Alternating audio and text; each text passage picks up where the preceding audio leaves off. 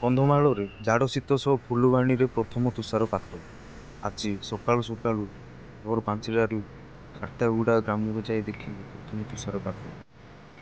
ଏ ବର୍ଷ ସର୍ବନିମ୍ନ ତାପମାତ୍ରା ଫୁଲବାଣୀ 5.2 ଡିଗ୍ରୀ ତାପମାତ୍ରା ରହିଥିବା ବେଳେ ଦାରିଙ୍ଗବାଡ଼ିରେ 7.0 ଡିଗ୍ରୀ ଓ ଉଦୟଗିରିରେ 4.0 ଡିଗ୍ରୀ ତାପମାତ୍ରା ରହିଛି।